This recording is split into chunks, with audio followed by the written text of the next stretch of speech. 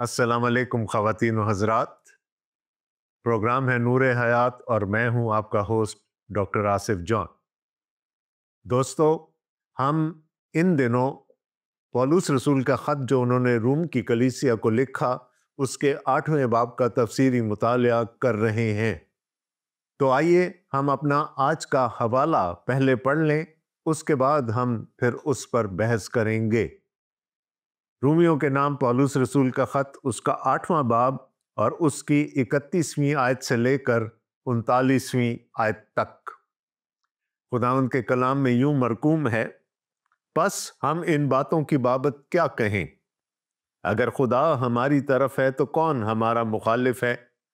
जिसने अपने बेटे ही को दरेग ना किया बल्कि हम सब की खातिर उसे हवाला कर दिया, वो उसके साथ और सब चीज़ें भी हमें किस तरह ना बख्शेगा? खुदा के बरगुज़ीदों पर कौन नालिश करेगा? खुदा वो है जो उनको रास्तबाज ठहराता है। कौन है जो मुजरिम ठहराएगा? मसीह यस्सु वो है जो मर गया बल्कि मुर्दों में से जी उठा और खुदा की दैनी तरफ है और हमारी शिफात भी करता है। कौन हमको मसीह की मोहब्बत से जुदा करेगा? मुसीबत या तंगी या जुल्म या काल या नंगापन या खतरा या तलवार। चुनाचे लिखा है कि हम तेरी खातिर दिन भर जान से मारे जाते हैं, हम तो ज़िबा होने वाली भेड़ों के बराबर गिने गए। मगर उन सब हालतों में उसके वसीला से जिसने हमसे मोहब्बत की, हमको फतह से भी बढ़कर गलबा हासिल होता है, क्योंकि मुझको यकीन है कि खुदा की जो मोहब्बत हमारे खुदावंद मसीह यस्सु में है, उससे हमको ना मौत जुदा कर सकेगी, ना जिंदगी, ना फरिश्ते, ना हुकूमतें, ना हाल की, ना इस्तिकबाल की चीज़ें, ना कुदरत, ना बुलंदी, ना पस्ती, ना कोई और मखलूक। खुदावंद के कलाम का पढ़ा जाना हम सब के लिए बाइस बरकत हो। आमीन। पौलुस रसूल कहते हैं, बस हम इन बातों की बाबत क्या कहें? और मेरा सवाल यह होगा, किन बातों की बाबत? तो जो कुछ वो अभी तक डिस्कस करते चले आ रहे हैं, जो बयान करते चले आ रहे हैं, उनके बारे में वो कहते हैं, बस हम इन बातों की बाबत क्या कहें? क्या बातें हुई? इससे पहले पौलुस रसूल ने हमसे क्या बातें कही? 8वें बाब के शुरू में उन्होंने हमें बताया कि बस अब जितने मसीह यस्सु में हैं, जो मसीह यस्सु में हैं, उन पर सजा का हुक्म नहीं, यानी वो जस्टिफाइड हैं, उनकी तस्दीक हो चुकी, वो रास्तबाज ठहराए जा चुके हैं। और उसके बाद उन्होंने हमें बताया कि जो रास्तबाज ठहराया जाता है, फिर वो एक तकदीस के लंबे और तकलीफ दे मरहले से गुजरता है, और इसमें हमें तरह तरह की सऊबतें, मुसीबतें, तंगी, बीमारी, परेशानी, अजियत बर्दाश्त करनी पड़ती है। और फिर उन्होंने हमें यह भी बताया कि जो ये सब कुछ बर्दाश्त कर लेगा, उसके लिए आगे क्या रखा है? उसके लिए आगे जलाल है, तजल्ली है, ग्लोरिफिकेशन है। लेकिन चूंकि ये तकदीस का अमल निहायत लंबा होता है, निहायत तकलीफ देह हो सकता है हमारे लिए, तो खतरा क्या है कि बहुत सारे लोग इसको छोड़कर मसीह से दूर चले जाएं और अपनी नजात को अपने हाथों से गंवा दे। मैंने आपको बताया था कि बनी इसराइल को मिस्र में से निकालने के लिए खुदा को सिर्फ एक रात दरकार थी, लेकिन 40 साल लगे खुदा को मिस्र को बनी इसराइल में से निकालने के लिए, और एक पूरी नस्ल मर गई बशमूल मूसा के। वो सब मऊदा मुल्क में दाखिल नहीं हो पाए। तो अगर हम अपनी तकदीस के मरहले से दिल बर्दाश्ता होकर उसको बीच में ही छोड़ देंगे, तो फिर हम वो जलाल हासिल नहीं कर सकेंगे जो हमारे लिए रखा गया है।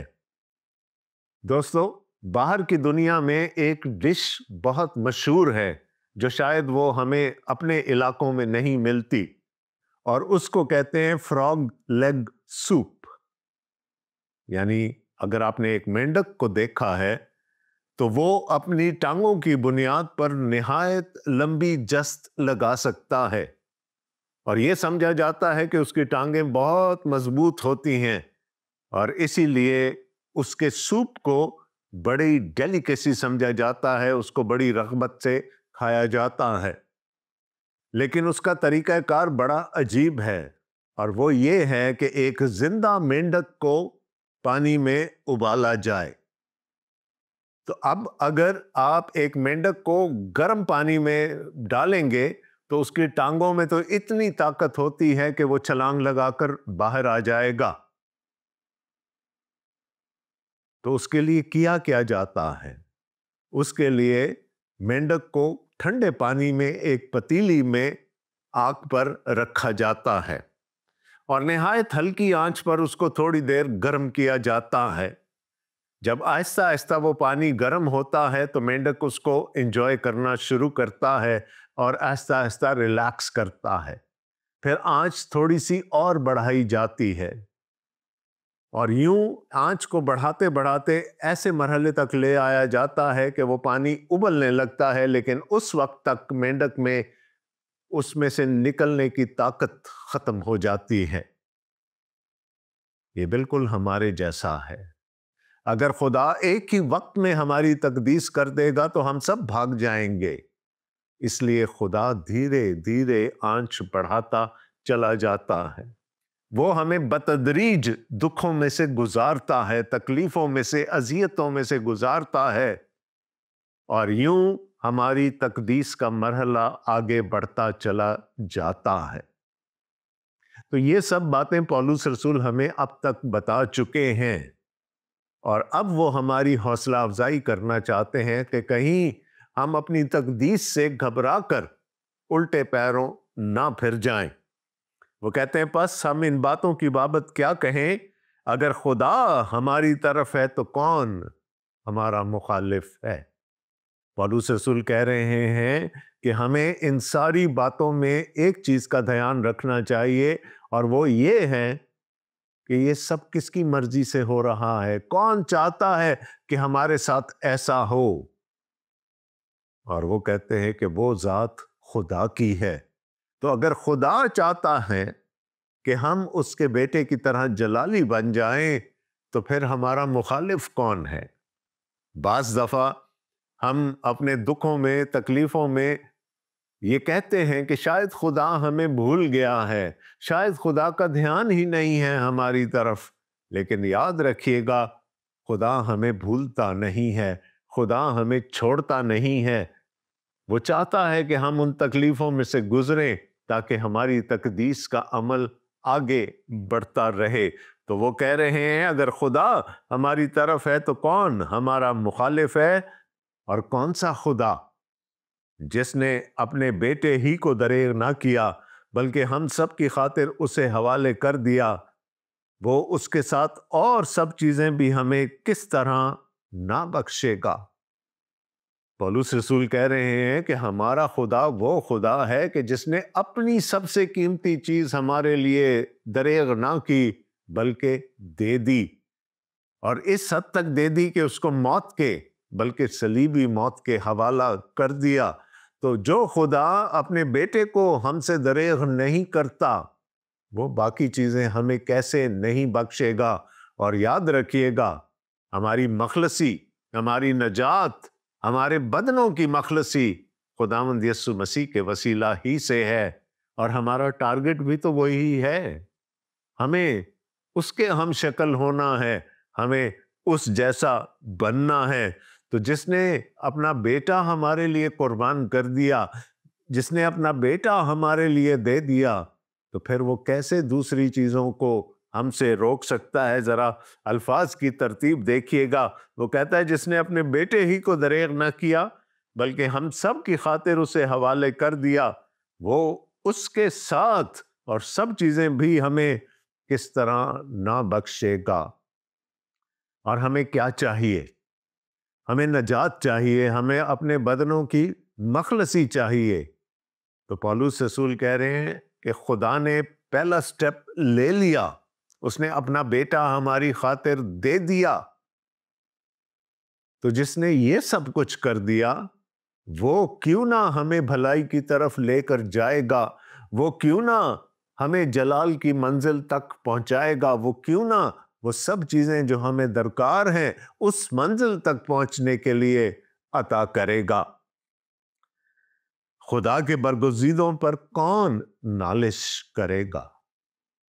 دوستو، تھوڑی دیر کے لیے میں آپ کو مقدس یوحنا کے انجیلی بیان کے 8ویں باب میں لے جانا چاہوں گا، جہاں پر بالکل شروع میں ایک واقعہ ہمیں ملتا ہے، ایک ایسی عورت کا جو عین زنا کی حالت میں پکڑی گئی تھی اور اس پر عدالت کرنے کے لیے اس کو لایا گیا، اور ایسے شخص کی یا ایسی عورت کی سزا شریعت کے مطابق سنسار کیا جانا تھا۔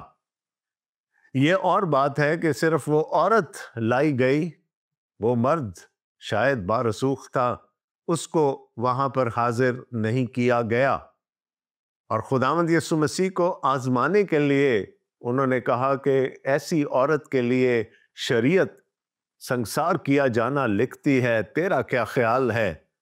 اور لکھا ہے کہ خداوند یسوع مسیح نے زمین پر جھک کر اپنی انگلی سے مٹی میں کچھ لکھنا شروع کر دیا، اور پھر انہوں نے لوگوں کی طرف دیکھ کر کہا، تم میں سے جو بے گناہ ہو وہ پہلا پتھر مارے۔ خداوند یسوع مسیح نے شریعت کو چیلنج نہیں کیا، لیکن ایک کنڈیشن لگا دی کہ جو بے گناہ ہو وہ پہلا پتھر مارے، اور لکھا ہے کہ وہاں بڑے سے لے کر چھوٹے تک ایک ایک کر کے وہ سب لوگ وہاں سے چلے گئے، اور آخر میں وہ عورت اور خداوند یسوع مسیح وہاں پر رہ گئے۔ کون تھا جو اس عورت پر نالش کر سکتا تھا؟ کون تھا جو اس عورت پر الزام دھر سکتا تھا؟ کون تھا جو پہلا پتھر مارنے کا روادار تھا؟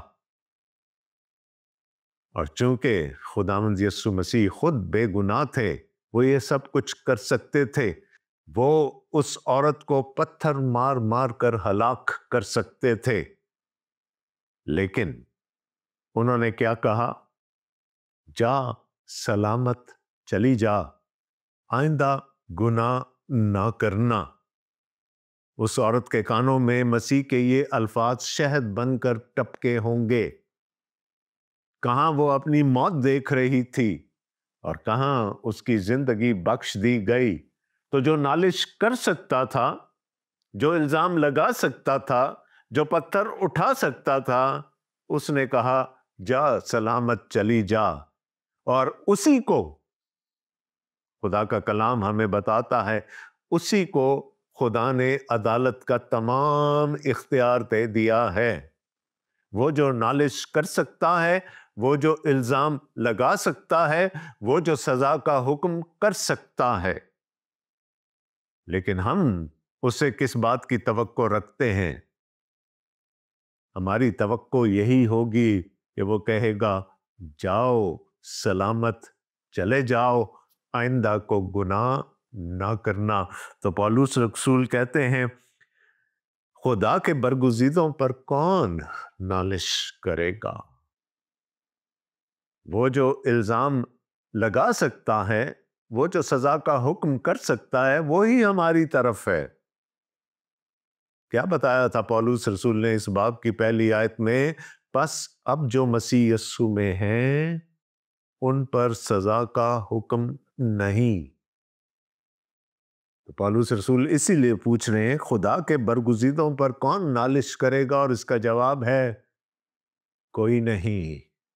کسی میں یہ ہمت نہیں ہو سکتی۔ خدا وہ ہے جو ان کو راست باز ٹھہراتا ہے۔ اگر ہم راست باز ٹھہرائے گئے ہیں تو یہ عین خدا کی رحمت ہے، یہ اس کا فضل ہے۔ تو ایک دفعہ ہمیں راست باز ٹھہرا کر کیا وہ دوبارہ ہم پر الزام لگائے گا؟ ایسا نہیں ہو سکتا۔ تو خدا کے برگزیدوں پر کوئی نالش نہیں کر سکتا۔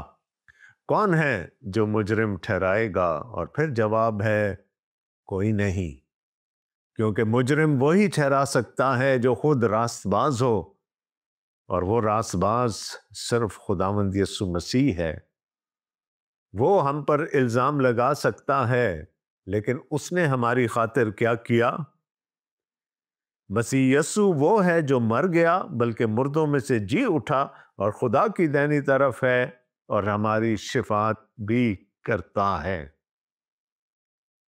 مسیح یسوع وہ ہے جو مر گیا، اور کس کے لیے مر گیا؟ کس کے بیہاف پر مر گیا؟ ہماری خاطر اس نے صلیبی موت کو قبول کیا، اور پھر خدا کی قدرت سے وہ مردوں میں سے جی اٹھا، اور پھر ہمارے عقیدے کے مطابق، ہمارے ایمان کے مطابق وہ آسمان پر چڑھ گیا اور خدا کی دائنی طرف بیٹھا ہے۔ اور کیا کر رہا ہے؟ پولس رسول کہتے ہیں اور ہماری شفاعت بھی کرتا ہے۔ جب خداوند یسوع مسیح صلیب پر تھے تو انہوں نے پکار کر کہا، اے باپ ان کو معاف کر، کیونکہ یہ نہیں جانتے کہ یہ کیا کرتے ہیں۔ جہاں سے وہ لعنت کر سکتا تھا، جہاں سے وہ الزام لگا سکتا تھا، جہاں سے وہ اپنے دشمنوں کو تباہ و برباد کر سکتا تھا، وہاں سے عام معافی کا اعلان کر رہا ہے، اے باپ ان کو معاف کر، کیونکہ یہ نہیں جانتے کہ یہ کیا کرتے ہیں۔ وہاں پر اس کلمہ میں ہم خداوند یسوع مسیح کو ایک سردار کاہن کی طرح دیکھتے ہیں، وہ سردار کاہن جو اپنی امت کے لیے سالانہ قربانیاں چڑھا کر ان کے لیے شفاعت کیا کرتا تھا۔ اور پولس رسول کہتے ہیں وہ شفاعت کا کام صلیب پر ختم نہیں ہو گیا بلکہ آج بھی جاری ہے۔ اور ہم ایماندار جب گرتے ہیں، ہم سے کوئی خطا یا کوئی گناہ سرزد ہو جاتا ہے، تو وہ باپ کے کان میں بیٹھا یہی کہہ رہا ہوتا ہے، اے باپ اس کو معاف کر، کیونکہ یہ نہیں جانتا کہ یہ کیا کرتا ہے۔ تو جب وہ مسیح جو ہمیں مجرم ٹھہرا سکتا تھا ہمارے لیے شفاعت کر رہا ہے، تو پولس رسول پوچھ رہے ہیں پھر کون ہمیں مجرم ٹھہرائے گا؟ اور جواب ہے کوئی ایسا نہیں جو ہم پر نالش کر سکتا ہے، خدا کے برگزیدوں پر نالش کر سکتا ہے، اور کوئی ایسا نہیں جو ان کو مجرم ٹھہرا سکتا ہو سوائے خداوند یسوع مسیح کے۔ لیکن وہ خداوند یسوع مسیح ہماری طرف ہے، وہ تو ہمارے لیے شفاعت کر رہا ہے۔ اور کس سے شفاعت کر رہا ہے؟ اپنے باپ سے شفاعت کر رہا ہے، جس نے ہمیں راست باز ٹھہرائے جانے کا بندوبست کیا۔ تو جب خدا اور اس کا بیٹا ہمارے ساتھ ہیں تو پھر ہمیں کس چیز کا خوف ہونا چاہیے؟ کون سی ایسی چیز ہے جو ہمیں خدا کی محبت سے دور کر سکتی ہے؟ 35ویں آیت میں لکھا ہے، کون ہم کو مسیح کی محبت سے جدا کرے گا؟ اور دوستو جواب وہی ہے، کوئی نہیں۔ خدا نے اپنی محبت مسیح میں، اور مسیح نے اپنی محبت اپنے قربان ہو جانے میں ہمارے لیے ظاہر کر دی۔ تو اب کون ہے؟ کون ہے جو ہمیں مسیح کی محبت سے جدا کر سکتا ہے؟ اور اس کا جواب ہے کوئی نہیں۔ بلکہ یہ سوال کچھ ایسے ہونا چاہیے تھا کہ کیا کوئی ہمیں مسیح کی محبت سے جدا کر سکتا ہے؟ اور اس کا جواب ہے کہ ہرگز نہیں۔ اور آگے پولس رسول وہ ساری باتیں بیان کر رہے ہیں جو تقدیس کے عمل میں ہم پر گزر سکتی ہیں۔ وہ کیا کہتے ہیں؟ مصیبت یا تنگی یا ظلم یا کال یا ننگا پن یا خطرہ یا تلوار۔ اور تلوار سے یہاں پر مراد ہے جنگ، موت۔ یاد رکھیے گا کہ پولس رسول ہماری حوصلہ افزائی کر رہے ہیں تاکہ ہماری تقدیس کا یہ عمل جاری رہے، جس عمل میں سے ہم گزر رہے ہیں جاری رہے، تاکہ ہم جلال کی منزل تک پہنچ سکیں۔ انہوں نے کہا کہ اس مرحلے میں تقدیس کے پاک ٹھہرائے جانے کے اس مرحلے میں ہم پر مصیبت بھی آ سکتی ہے، ہم پر تنگی بھی آ سکتی ہے، ہم پر ظلم بھی ہو سکتا ہے، ہم کال کا شکار بھی ہو سکتے ہیں، ہم برہنہ کیے جا سکتے ہیں، ہم خطرات میں سے گزر سکتے ہیں اور اپنی جان بھی گنوا سکتے ہیں۔ تو کیا یہ چیزیں ہمیں مسیح کی محبت سے جدا کر دیں گی؟ ہرگز نہیں۔ مسیح کی محبت ہمارے لیے کانسٹنٹ ہے، وہ ہمارے لیے ہمیشہ دستیاب ہے، اور اسی محبت کے وسیلہ سے ہم ان مصائب میں سے گزرتے ہیں، اسی محبت کے وسیلہ سے ہم اس منزل تک پہنچیں گے جو جلال کی منزل ہے۔ اور پھر 36ویں آیت میں پولس رسول ایک آیت یہاں پر کوٹ کر رہے ہیں، چنانچہ لکھا ہے کہ ہم تیری خاطر دن بھر جان سے مارے جاتے ہیں، ہم تو ذبح ہونے والی بھیڑوں کے برابر گنے گئے۔ یہ ایک تصویر ہے ہماری تقدیس کے عمل کی۔ اگر ہم اس عمل میں سے گزر رہے ہیں تو یہ سب کچھ ہمارے ساتھ ہو سکتا ہے، یعنی مصیبت یا تنگی یا ظلم یا کال یا ننگا پن یا خطرہ یا تلوار۔ اور پولس رسول کہتے ہیں کہ یہ بالکل ایسے ہی ہے کہ ہم جان سے مارے جا رہے ہوں، یا ہم ذبح ہونے والی بھیڑوں کے برابر گنے جا رہے ہوں، لیکن پولس رسول کیا کہتے ہیں کہ ہمیں حوصلہ نہیں ہارنا ہے۔ وہ ہماری حوصلہ افزائی کرنے کی کوشش کر رہے ہیں کہ جب خدا اور خداوند یسوع مسیح دونوں ہماری طرف ہیں تو پھر ہمیں کسی سے ڈرنے کی کیا ضرورت ہے؟ حالات جیسے بھی ہو جائیں، تکالیف جس صورت میں بھی ہم پر آئیں، ہمیں یہ ایمان رکھنا ہے کہ ہمیں بچانے والا خدا ہماری طرف ہے، اور ہماری شفاعت کرنے والا خداوند ہماری طرف ہے۔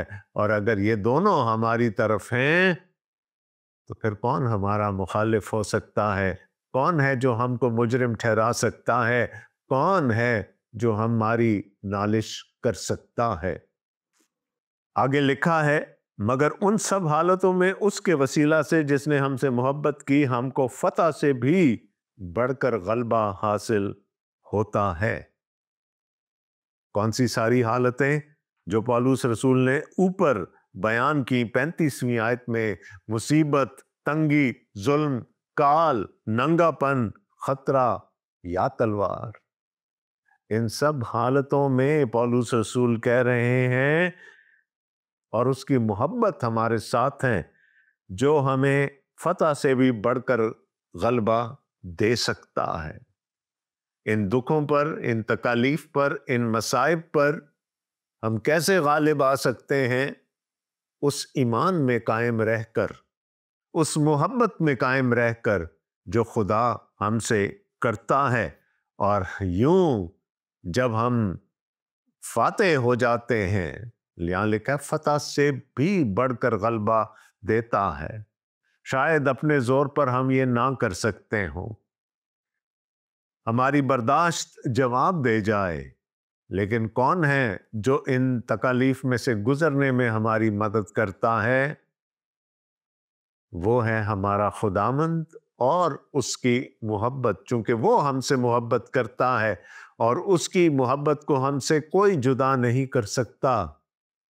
تو پھر ہم کو ان حالات میں سے گزرنے کے لیے ڈھارس ملتی ہے، حوصلہ ملتا ہے، کیونکہ مجھ کو یقین ہے کہ خدا کی جو محبت ہمارے خداوند مسیح یسوع میں ہے، اس سے ہم کو نہ موت جدا کر سکے گی، نہ زندگی، نہ فرشتے، نہ حکومتیں، نہ حال کی، نہ استقبال کی چیزیں، نہ قدرت، نہ بلندی، نہ پستی، نہ کوئی اور مخلوق۔ اب پولس رسول جتنی بحث انہوں نے 8ویں باب میں کی، اس سب کو ایک نقطے پر لا کر ختم کر رہے ہیں، اور وہ کیا کہتے ہیں؟ کیونکہ مجھ کو یقین ہے کہ خدا کی جو محبت ہمارے خداوند یسوع مسیح میں ہے، اس سے ہم کو نہ موت جدا کر سکے گی، نہ زندگی۔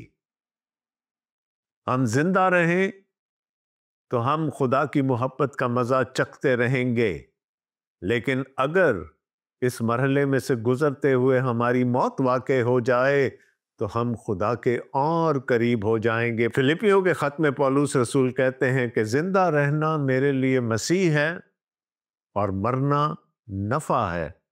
یہاں پر نفع سے مراد ہے ایک قدم اور آگے، میں خدا کی محبت میں ایک قدم اور بڑھ جاؤں گا۔ زندہ رہا تو مسیح کا ہوں، مر جاؤں گا تو مسیح کے ایک قدم اور قریب ہو جاؤں گا۔ تو یہاں پر وہ کیا کہہ رہے ہیں؟ کیونکہ مجھ کو یقین ہے کہ خدا کی جو محبت ہمارے خداوند مسیح یسوع میں ہے، اس سے ہم کو نہ موت جدا کر سکے گی نہ زندگی۔ جینا میرے لیے مسیح ہے اور مرنا نفع۔ نہ فرشتے نہ حکومتیں، کسی میں اتنی طاقت نہیں، چاہے وہ آسمانی قوتیں ہوں چاہے وہ زمینی قوتیں ہوں، کہ ہم کو خدا کی محبت سے جدا کر سکیں۔ نہ حال کی نہ استقبال کی چیزیں، وہ جو آج ہم پر گزر رہا ہے، اور نہ وہ جو ہمارے پر گزرے گا، مستقبل میں گزرے گا، کوئی ہمیں خدا کی محبت سے جدا نہیں کر سکتا۔ نہ قدرت، نہ بلندی، نہ پستی، نہ کوئی اور مخلوق۔ کوئی بھی واقعہ، کوئی بھی حادثہ ہمیں خدا کی محبت سے دور نہیں کر سکتا، چاہے ہمیں بلندی ملے، چاہے ہمیں پستی ملے، یا کوئی اور مخلوق۔ پولس رسول کہہ رہے ہیں کہ کوئی ہمیں خدا کی محبت سے دور نہیں کر سکتا، اور خدا نے اس محبت کی خوبی ہم پر یوں ظاہر کی کہ جب ہم گناہگار ہی تھے تو مسیح ہماری خاطر موا۔ جب باپ نے اپنے بیٹے کو دے دیا، جب بیٹے نے اپنی جان دے دی، تو پھر کون ہے جو ہم کو خدا کی محبت سے دور کر سکتا ہے؟ کیونکہ ان سب کاموں میں خدا کی محبت آشکارا ہوتی چلی گئی۔ تو پولس رسول دوستو ہماری حوصلہ افزائی کر رہے ہیں کہ ہم اپنی تقدیس کے مرحلے کو ثابت قدمی سے گزاریں۔ دوستو، اگر ابھی بھی آپ کے ذہن میں کوئی سوال ہو ہماری نجات، اس کے مراحل، پری ڈیسٹینیشن کے حوالے سے، تو آپ ہمیں لکھ بھیجیے گا۔ ہمارے رابطے کی تمام تر تفصیلات آپ کی اسکرین پر اس پروگرام کے آخر میں نمودار ہوں گی۔ ہم ملیں گے اگلے پروگرام میں۔ میری دعا ہے کہ خدا آپ کو اور مجھ کو سب کو اپنے حفظ و امان میں رکھے، اپنے کلام کی گہری سمجھ عطا کرے اور اس کلام پر عمل کرنے کی توفیق عطا کرے۔ آمین۔ آپ کا میزبان ڈاکٹر آصف جان پروگرام نور حیات سے سائن آف کر رہا ہے۔ خدا حافظ۔